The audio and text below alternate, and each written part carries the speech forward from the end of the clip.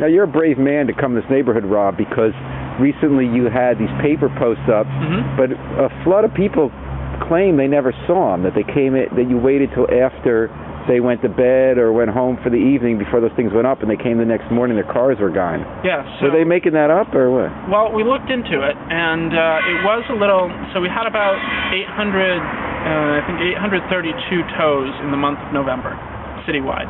For street sweeping? For street sweeping. For street sweeping only. And the 2 days that we did it in East Rock, we had 250 of them. Wow, just in 2 days. So what did happen?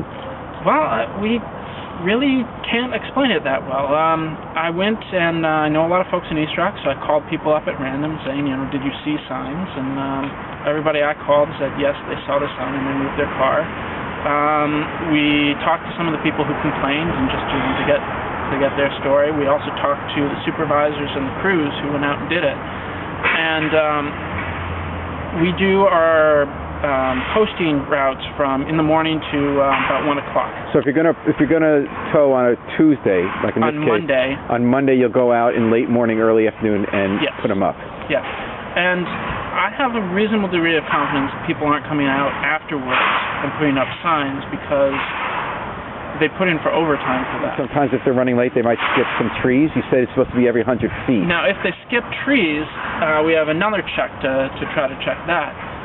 Police officers are, actually a police officer and a parking enforcement officer go around when we issue the tickets. And if they don't see the signs, they won't issue the tickets. And you can spot check that. If you go in a place that's being swept, you'll see every so often that the sweeper went around a car.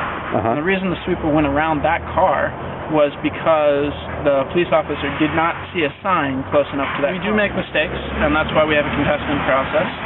You go out and you go down to traffic and parking, transportation, traffic and parking, and you make mistakes. So is it still a mystery then what happened here in East Rock the other week? It's kind of a mystery. I think that the most likely explanation is that is actually daylight savings time, and that you had an hour less of light and probably a little more because of just the way the seasons work, and it got darker earlier and people didn't see it.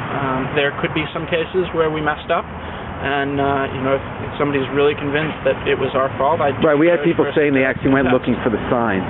Well, we take the signs down pretty soon afterwards. I mean, before they left at night. In other words, they got home at night, at 9 at night, 12 at night, and they went looking for signs. They couldn't find any.